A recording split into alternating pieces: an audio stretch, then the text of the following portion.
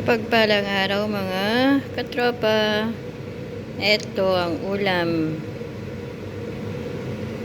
Ulam ko.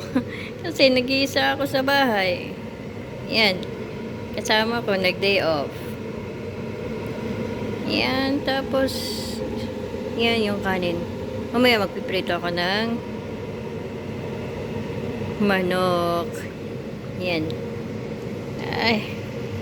Nakakainip mag-isa, no? Yay. Ano kaya magandang halo nito, guys? Nilagyan ko na siya ng karne.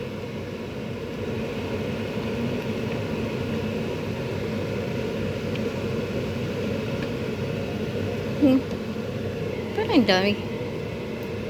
Ano? Dami nga talaga. Ayan. Parang isang barangay yung pakakainin ko, ah. Ayan. Pang isang linggong ano na yan. Isang linggong abasto. Abasto sa kanin. Alright. Tapos natin, guys, naglinis sa labas. Linis ako ng swimming pool. Ang init ngayon. Makulimlim pero medyo mainit siya.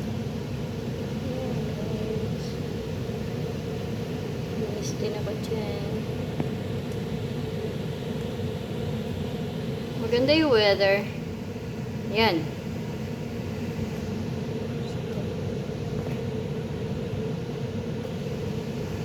Ay.